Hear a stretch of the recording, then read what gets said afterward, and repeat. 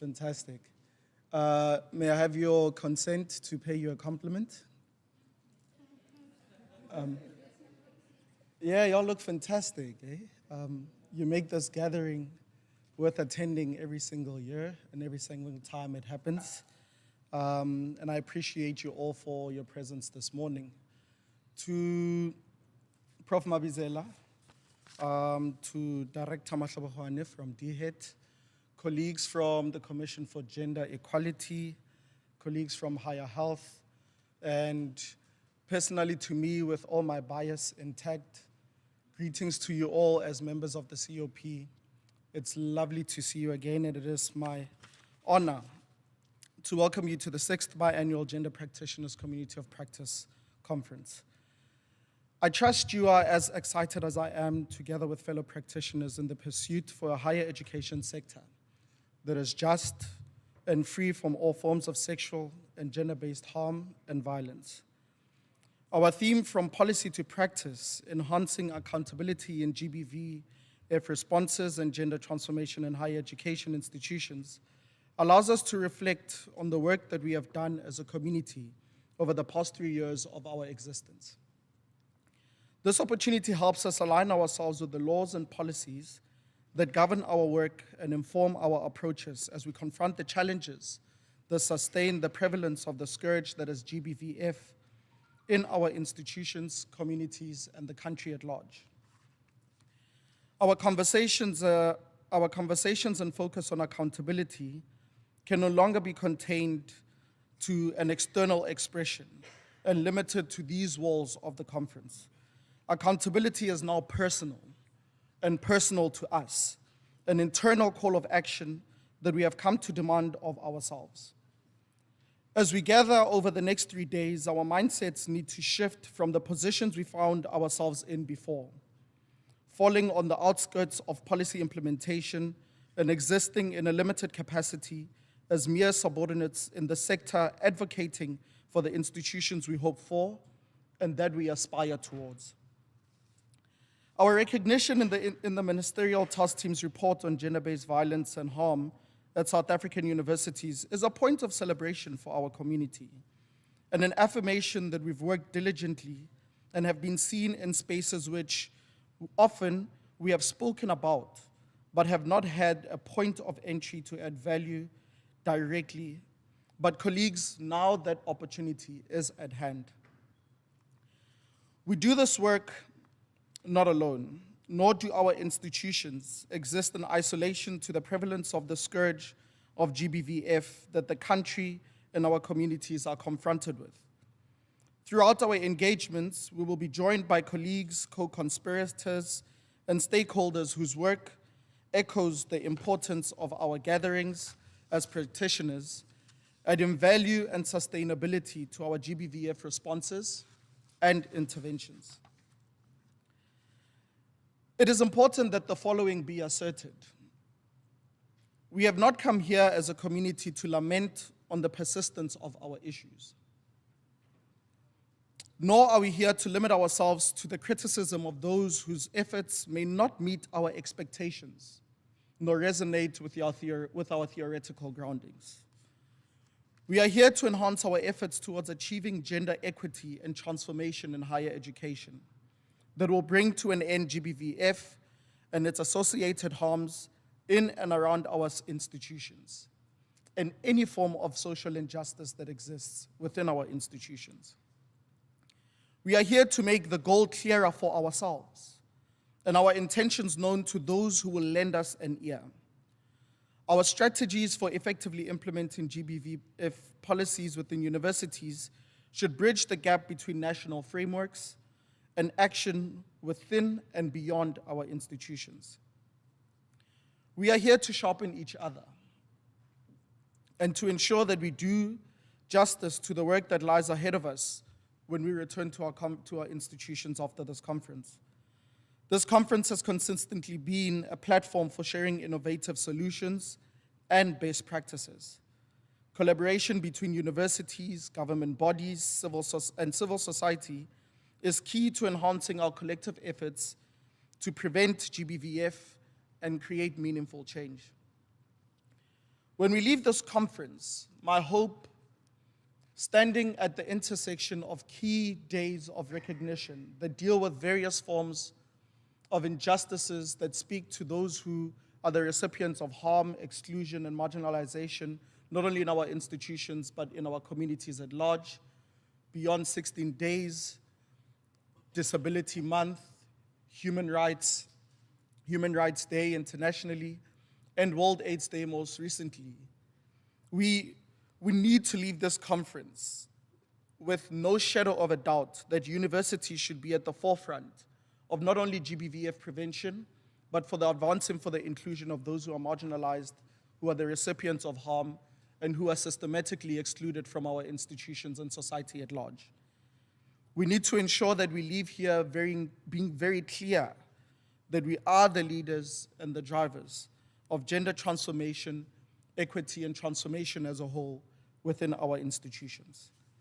And before I close, I extend my heartfelt appreciation to the institutions, stakeholders, and partners that have extended their resources and availability to afford us the privilege to gather in such a way, to engage and advance our work.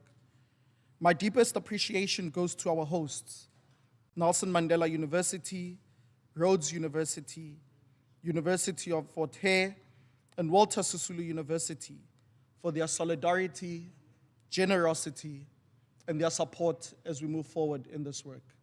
Thank you very much, colleagues.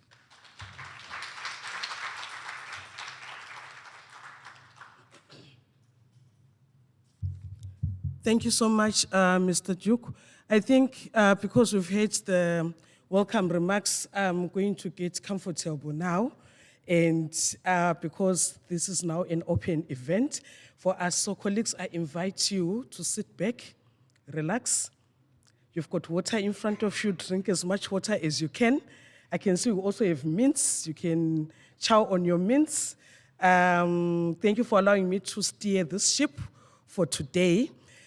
There is one son of the soil who once said,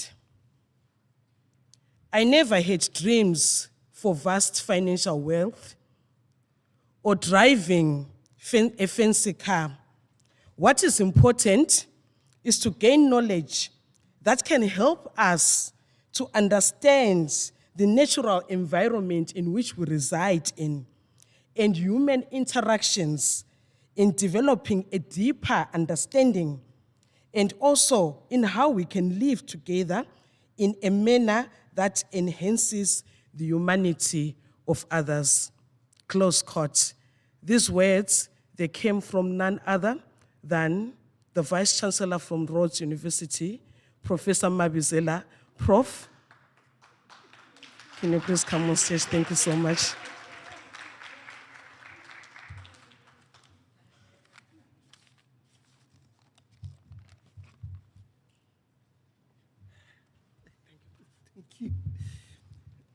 Thank you very much, Program Director. I was just trying to make sense of those words, and thank you, that's very kind of you. Esteemed guest conference participants, colleagues, and friends, I decided to attend in person for two reasons. Firstly, to honor the memory of EMpekweni and all other young people who lost their lives through gender-based violence and femicide. Secondly, to raise my voice for the thousands of young people who have endured violation of their rights, their humanity, and their dignity through gender-based violence and femicide. On behalf of the chair of our council and the entire Rhodes University community, I take great delight in offering our full and unstinting support for the Eastern Cape University's Community of Practice Regional Conference on Gender-Based Violence. It is particularly significant that this conference is a joint initiative of the 4 regional universities with the primary purpose of fostering greater collaboration, cooperation, and partnership between and among the 4 universities to share good practice, lessons, strategies, and insights on how we can create safe, supportive, and inclusive environments which are free of gender-based violence. It is opposite that this conference should take place within the 16 days of activism against gender-based violence and femicide in our society.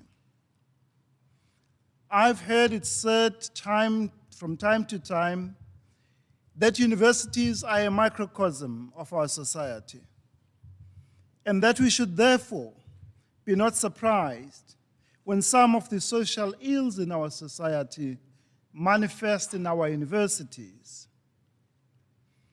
I, however, hold the view that universities should model the best that a society can be. Our institutions should not be places where unspeakable acts of sexual or gender-based violence continue without any serious consequence. As institutions of higher learning and places of research, we need to draw on the different disciplinary fields to understand the root causes of gender-based violence in our society and craft appropriate responses to eradicate this pernicious scourge. Sexual and gender-based violence respects no social, cultural, or economic class, and no one is left untouched by it. So everyone has a positive contribution to make towards the elimination of this scourge in our society. Having listened to many young people, I can say with absolute certainty that there are many who carry deep wounds and scars of the pain of sexual violation inflicted on them when they were younger. I've heard many young people say, when I was 7 years, my uncle raped me. When I was 9 years, my neighbor raped me, and I did not tell my mother.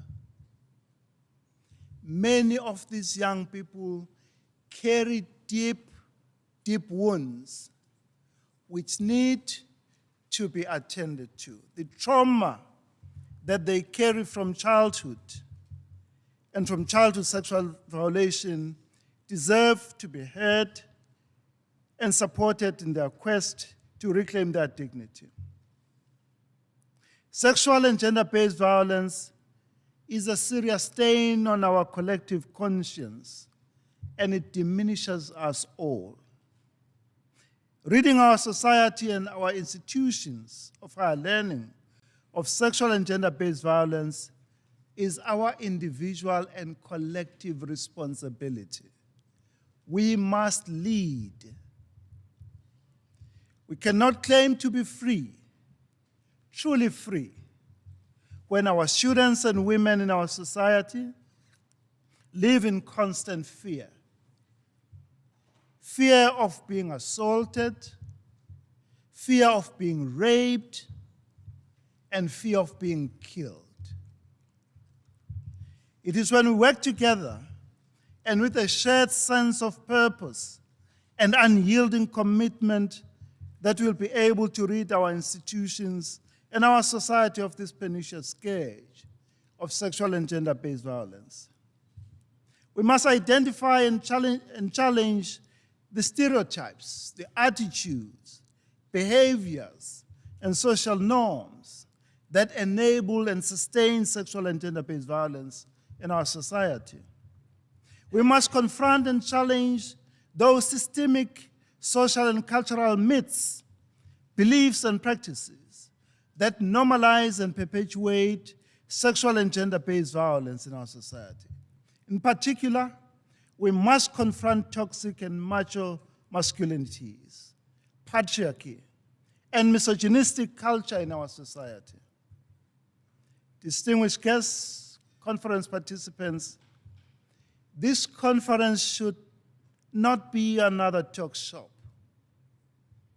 There must be concrete policy changes and actions to address sexual and gender-based violence and femicide in our society. We must show leadership. At the end of this conference, we must send a clear, firm, and unmistakable message that sexual and gender-based violence and femicide have no place in our institutions of our learning. We must send a clear, firm, and an unmistakable message that sexual and gender-based violence and femicide have no place in our society. We must send a clear, firm, and unmistakable message that we will support survivors of sexual and gender-based violence in our institutions of higher learning, that we will be there for them at all times. We must send a clear, firm, and an unmistakable message to all would-be perpetrators of sexual and gender-based violence that they will be apprehended and that they will be prosecuted to the full extent of the law. We must send a clear, firm, and an unmistakable message that every person has a right to her or his bodily integrity, and that no one has a right to interfere with another's body without their consent. Above all, we must act firmly and decisively against any perpetrator of sexual and gender-based violence. And let us stop gender-based violence before it happens. Let us declare zero tolerance to gender-based violence in all its forms and manifestations. I wish you stimulating, productive, fruitful, and successful deliberations.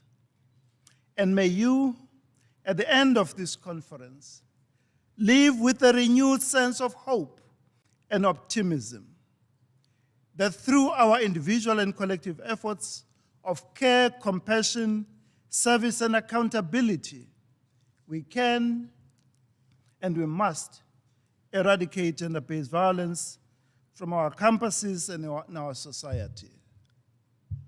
May tomorrow always be a better day than today. I thank you.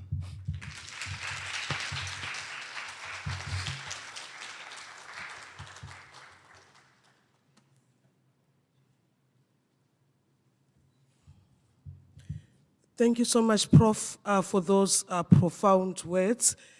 Maybe before we even proceed with our program, thank you, Prof, also for reminding us that one of the reasons why you have graced this occasion is also to remember Uyinene. So all of us, we know we've either been affected by issues of gender-based violence in our own spaces or the people that are closest to us. We've witnessed our family, our friends, our colleagues in pain, being broken, some of them not even knowing who they're supposed to reach out to. I'm going to ask you, colleagues, in all humbleness, let us all stand for 1 minute, and all those that are joining us online, just to be quiet and remember those that have gone because of the issues of gender-based violence. Those that are currently, as we're speaking, we know in each and every minute, one person, more than one person actually, they're experiencing gender-based violence and femicide.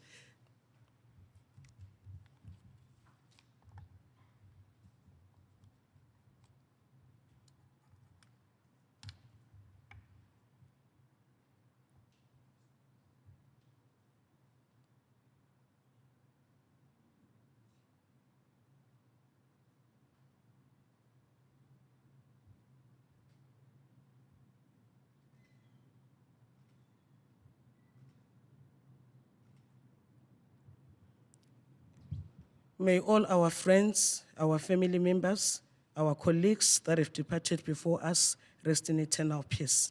We may take our seats. Thank you.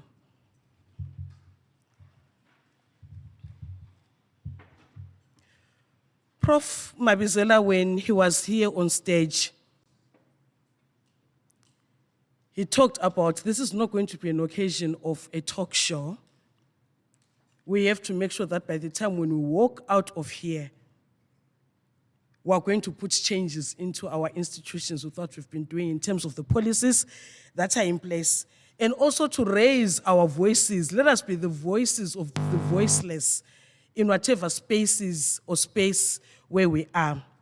What we are going to do right now, when we're following our program changed, a bit, we've got universities that have forwarded their short videos to show us what they've been doing in their own institutions.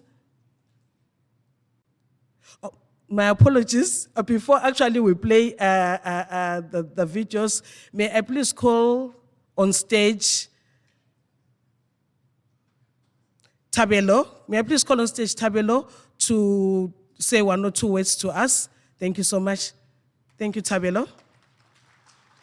Actually, to know we're joking yesterday, we said, I think me and Tabelo would have actually made program directors. I think I'm going to be changing with you because I think we make a very excellent team, the two of us. Over to you. Thank you. Good morning, colleagues. Come on. Good morning, colleagues. How is everyone doing? Good, thanks. My name is Tapelo Kakatsi. I'm the Secretary General for the Gender Practitioners Community of Practice. I just wanted to make a quick roll call and then report, or rather inform our colleagues of the rapporteurs for the conference up until Thursday. Is UNISA in? UNISA?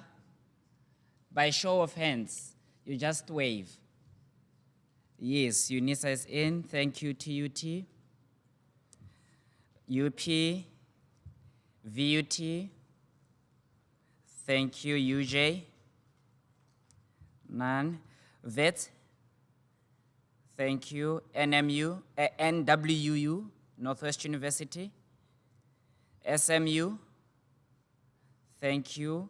Rhodes University, UFH, NMU, WUSU, thank you, the host. UCT, CPUT, Stellenbosch University, UWC, thank you. UFS, thank you. CUT, SPU, UL, Univen, thank you. UKZN, Unizulu,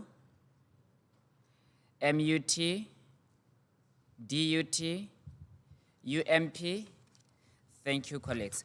The rapporteurs for day one will be UFH alone. Apparently, they have a very big team in the room. And then for day two, we will have UNISA, TUT, UWC, and Univen. And then for day three, we will have VETS, and then we will have SMU, as well as Rhodes University and Nelson Mandela. Thank you, colleagues.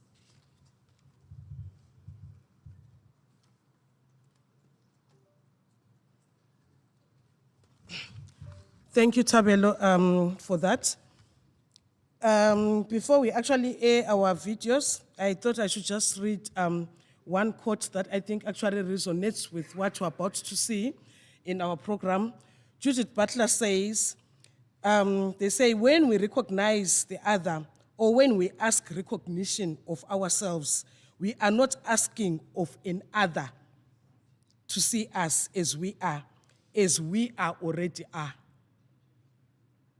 We've got 4 institutions that sent their videos: University of Limpopo, University of Venda, Nelson Mandela University, and University of Fort Hare. These are short videos to showcase the university's efforts in advancing gender equity and transformation.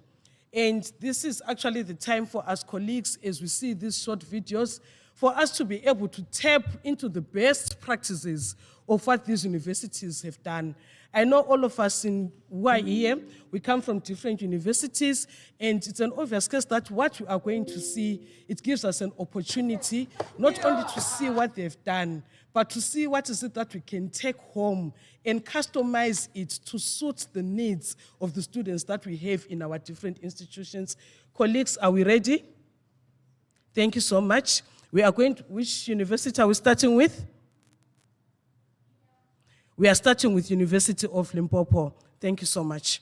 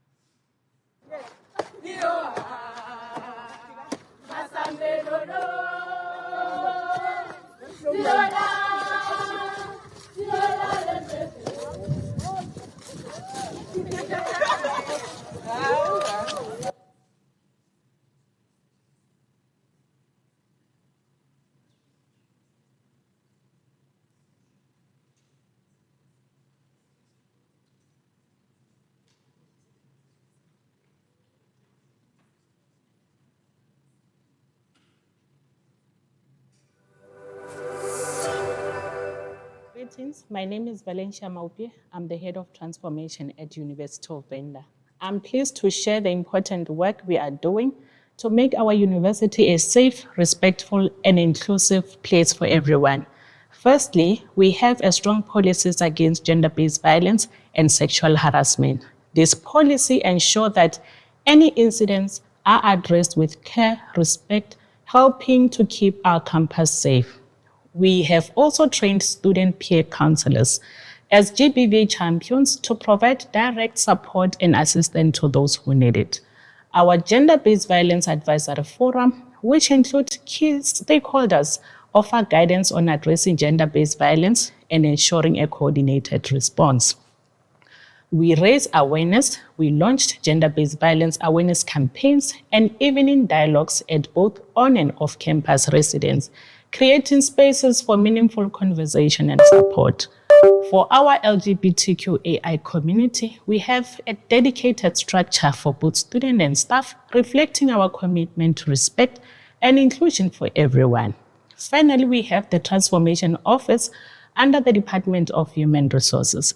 The office is advancing transformation in the area of academic success, employment equity, curriculum transformation, disability inclusion, gender and social justice, anti-discrimination, and culture change. In terms of gender and social justice, the office develop, implement, and coordinate awareness and advocacy campaign, manage and investigate harassment cases, and develop and review social justice policy. Together, we are building a university where everyone feels safe, respected, and valued. University of Venda, creating future leaders. Thank you.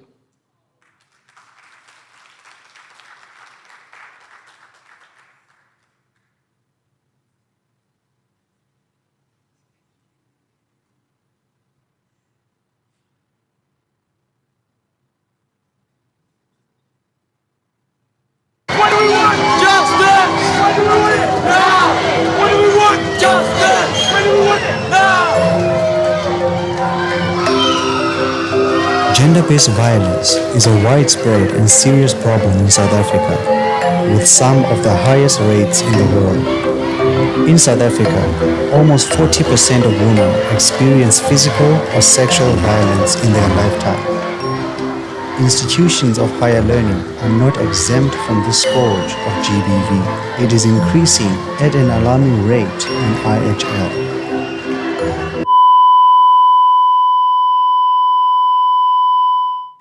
Gender-based violence continues to be a serious problem for our university community.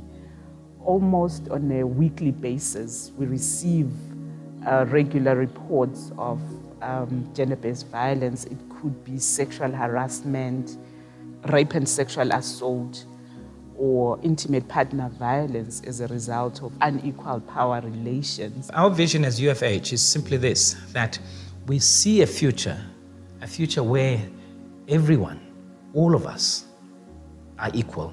All of us can walk freely on campus. All of us can say what we want without being discriminated against along the lines of gender, sexuality, and so on and so forth. And that's the big vision for us, where young men and young women, they see one another as human beings in the first place. They respect the rights of one another, as they can interact without all of these other things that sort of intrude. Gender-based violence affects anyone. It affects everybody, and it can happen to anyone. As a result, all of us have to take a part. All of us have to play a role in in preventing and addressing gender-based violence. Because you injure one, you injure all.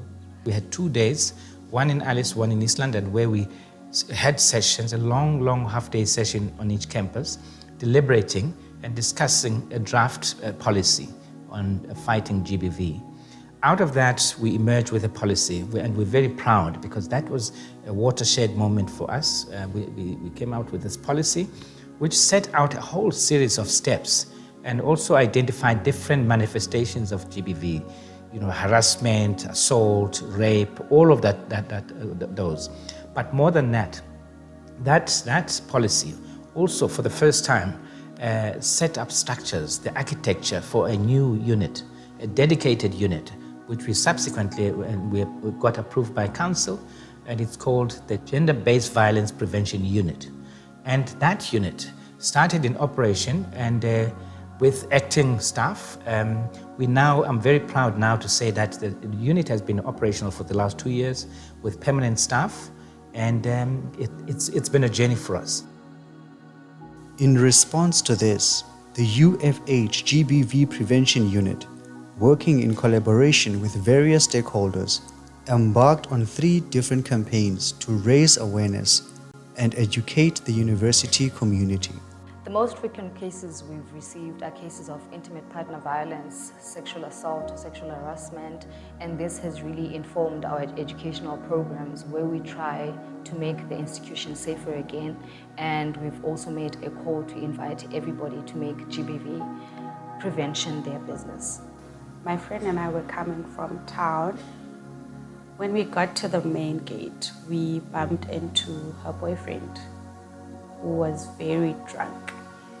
He tried to talk to her, and she made it very clear that she does not want to speak to him. She's not interested in talking to him, but he became very forceful and tried to physically assault her.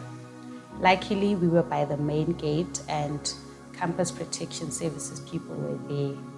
They immediately intervened, and they took us to the Gender-Based Violence Prevention Unit offices.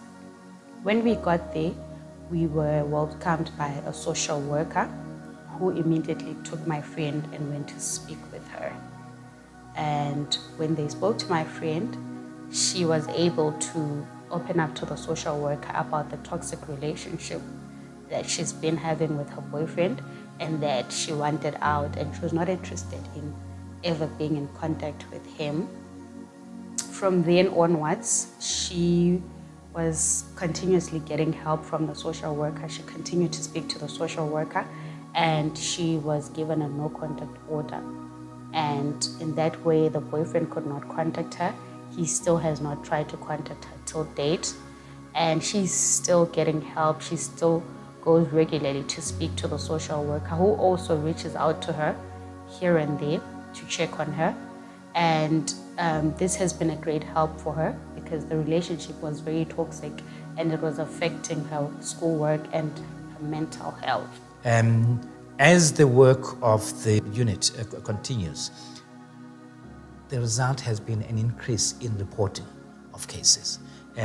which alarms certain people, but actually it pleases us because those cases have been there all along. They've been hidden, under the table. They're now coming to the surface, and students are feeling more confident, staff are feeling more confident to do it. Because of these educational programs, it has encouraged more survivors to come out and speak about their stories because they've seen a positive feedback and people feeling better after reaching out to the GBV prevention unit. The unit has the support of Senate, full support. It reports all the time at all 4 Senate meetings of the year. It reports at council, and so it's like no other in terms of the prioritization of the fight against GBV.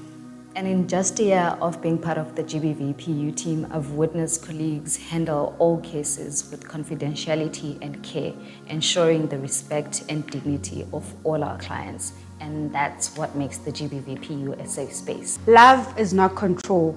Real relationships are built on respect. Let's create a world where fear is replaced by freedom for everyone.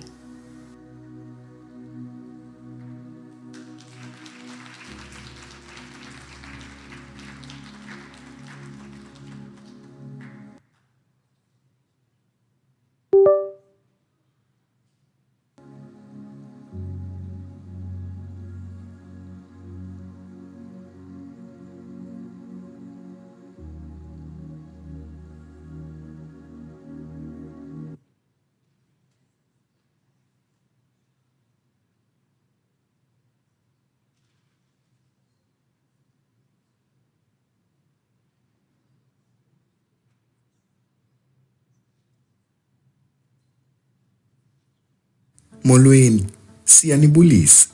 Welcome to the Nelson Mandela University.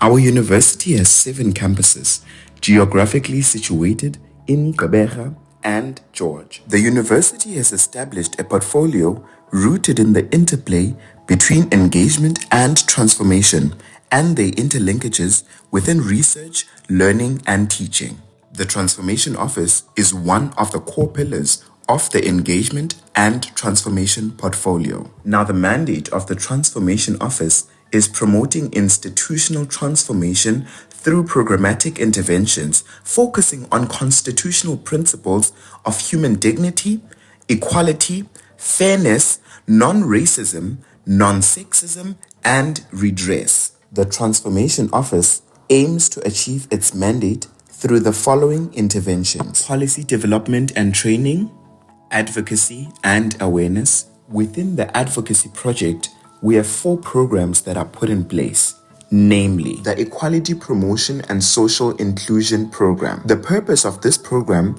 is to advance an institutional culture through advocacy, education, and training interventions related to social inclusion and equality promotion. We then have the Anti-Gender-Based Violence Program, in which we have the Amanda Memeza campaign.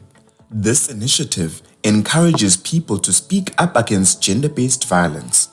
The intention is to create a platform for support, reporting, and management of gender-based violence for students and staff. Singamadoda, Redefining Positive Masculinity, which is an equality-driven anti-gender-based violence initiative aimed at fostering a safe space for young male students to dialogue and challenge masculinity. Lastly, we have Mandela Pride. The objective of this program is to contribute towards an institutional culture that affirms, supports, and celebrates the LGBTQIA+ community while resisting sexism, cis-sexism, and other forms of unfair discrimination. Another key focus of the Transformation Office is statutory and institutional reporting, as well as an equality complaints unit. Hi, I'm Advocate Godfrey Somya from the Transformation Office, Nelson Mandela University. I'm a senior investigating transformation, and my role is investigation of equality-related complaints. I'm also handling the equality complaints unit.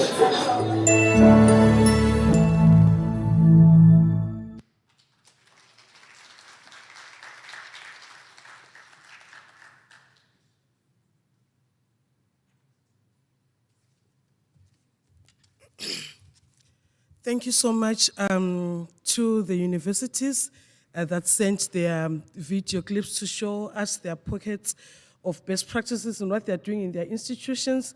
And I'm sure with the videos that we've just seen, we've actually seen a lot of what is happening in other institutions. And I think most of the issues that came out in the videos that we show are the issues of advocacy, activism, community engagement, inclusion. All those issues, they are actually there. And that actually shows that really the universities are going all out to make sure that they are not only inclusive universities, but they cater for all students. We're going to move on with our program. And we have another son of the soil who in our institution, I always love to call out, forgive me, I don't want to sound as if I'm breaking, but we always call ourselves trendsetters because we've got powerful leadership that is always there for us. Our Dean of Students, who was voted as the most visible and the coolest Dean of Students in South Africa, because he is always there. No matter how busy his schedule is, he will make sure that he comes and he supports us to the fullest. Colleagues, please allow me to introduce our Dean of Students, Mr. Lufuno Chikudo.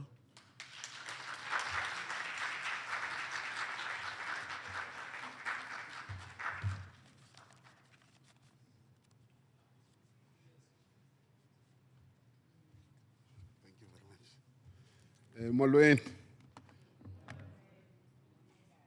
Abisheni. Dumelang. Thobela. Ndimacheloni. Sanibonani. A very good morning to you all. The challenge of that introduction, it raises the bar very high. Nevertheless, Program Director, thank you very much for the opportunity. While I try to get to my document here, I want to greet you all and those who are joining us online. In doing so, I further want to agree with the speakers before me here that we want to share the best practice and also learn. But what should not happen as we share the best practices, and I'm saying this in view of the fact that I've noted that this conference is attended by high-level leadership of the universities. So these are the people who've got power to fire and hire. So as many of your universities are starting to establish the Gender-Based Violence Prevention Office, we at the University of Fort Hare have long passed that stage. So I want to urge the leadership of various universities not to poach our staff, but to learn how we have done it.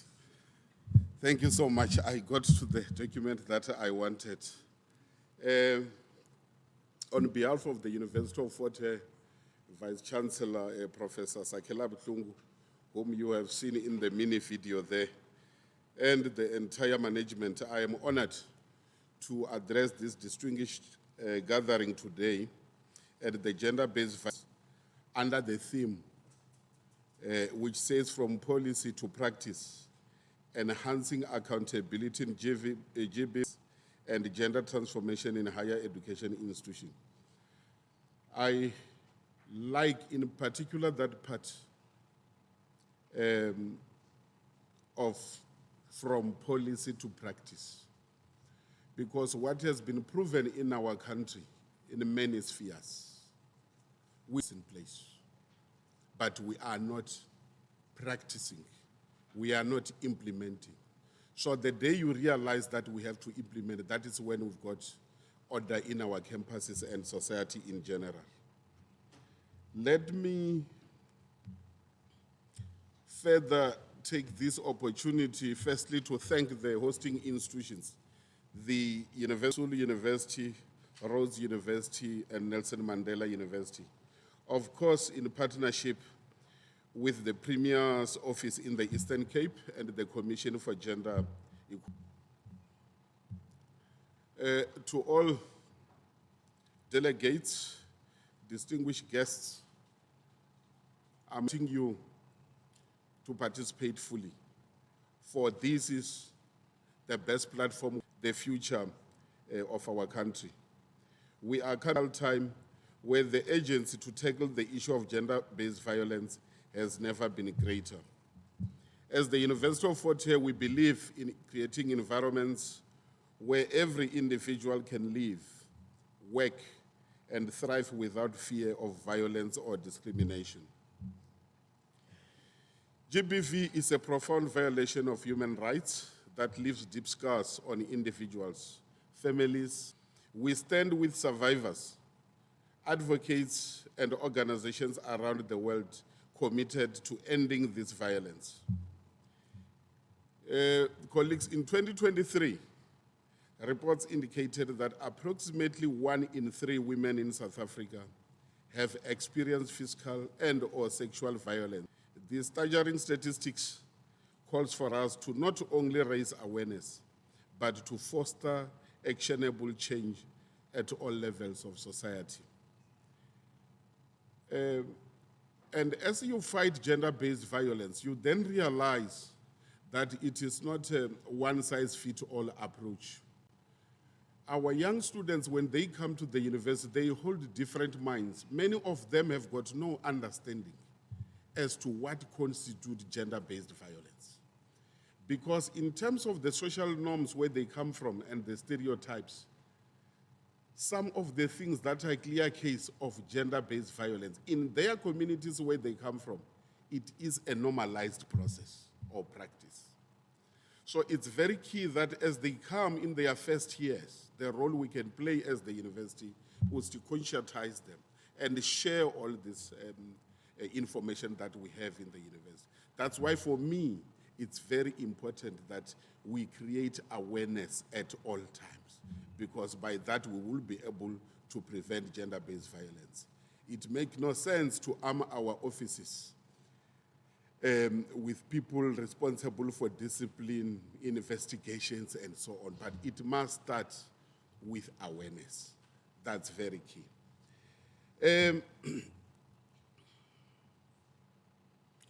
So our collective responsibility, therefore, should be about to raise awareness, empower those affected, and take tangible actions to prevent further harm. It is only through collaborations, open dialogue, and the active involvement of all sectors of society that we can create lasting change. Gender-based violence.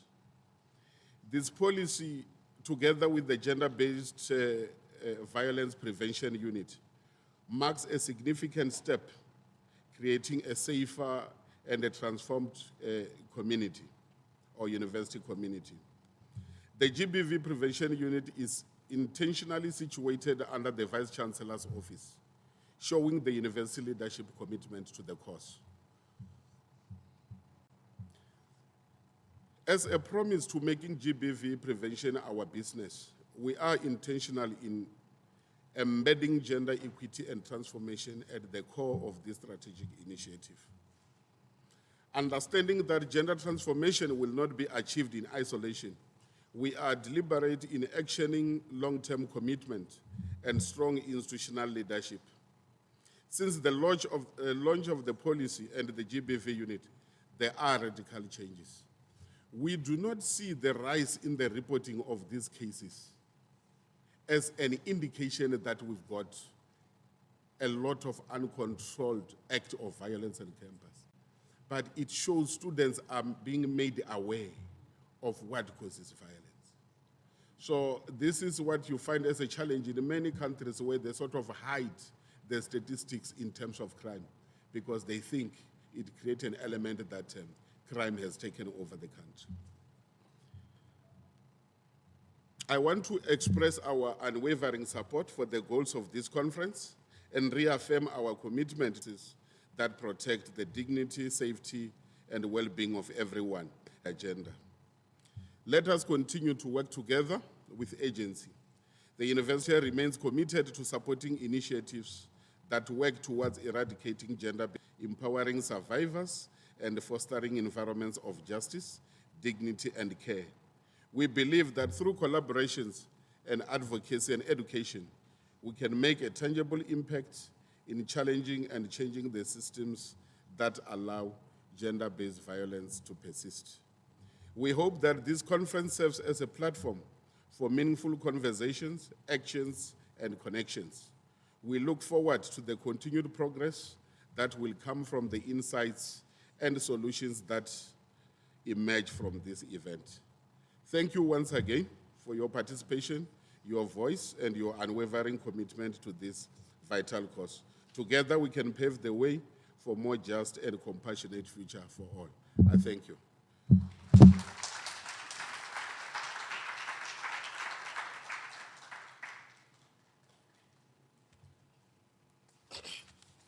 Thank you so much to the most visible Dean of Students in South Africa, Mr. Lufuno Chikuto. Thank you so much, Dean, for reminding us why we are here and why it remains very important that we continue fighting. Let us make gender-based violence our business. 365. I'm going to ask, particularly of late, the issues of power dynamics, that in most instances, I think we tend to brush them underneath the carpet. Yet they play a very, very pivotal role when it comes to the issues of gender-based violence and femicide, because there are those imbalances when we talk about power dynamics. What happens with the power dynamics in our institutions? The students are exposed to the issues of sex for marks, thigh for marks. All these issues, they come back to what we are talking about when we talk about issues of gender-based violence and femicide in our institution. So Professor Sakela Buhlungu has made it a point, as our Dean said, that the Office of the Gender-Based Violence and Prevention Unit reports directly to his office. And he has been very intentional. And as I stand here today, as a Forteran, I am super proud to be inviting you colleagues to listen to the message of support from Professor Sakela Buhlungu, who could not join us today, but supports and is a true activist and advocate for fighting against gender-based violence, not only at the University of Fort Hare, but in the institutions of South Africa and beyond. Over to you, AP. Thank you.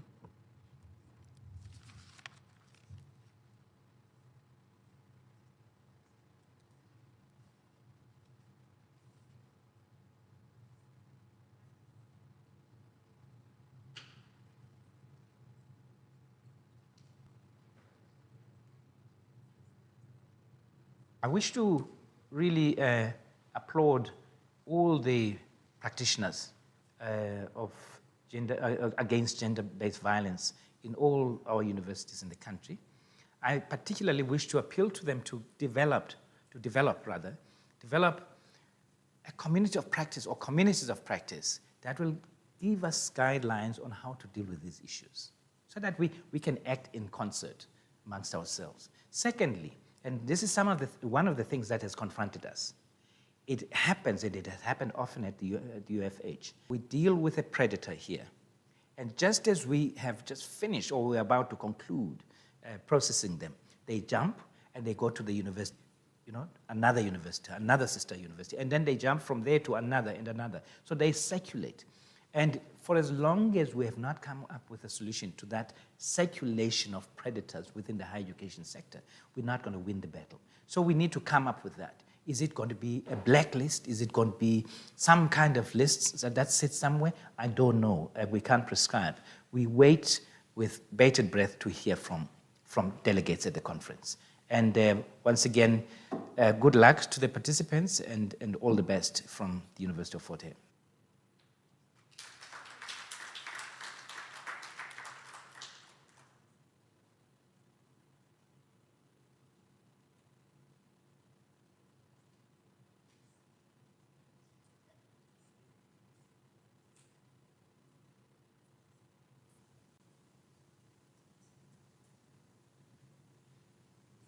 Good morning, colleagues, and thank you so much for allowing me the opportunity to share a message with you from our university. My name is Andre Kiet. I'm the acting vice chancellor at Nelson Mandela University. The community of practice as far as the big challenge within our society and our universities are concerned. That is on gender-based violence and gender transformation within our institutions.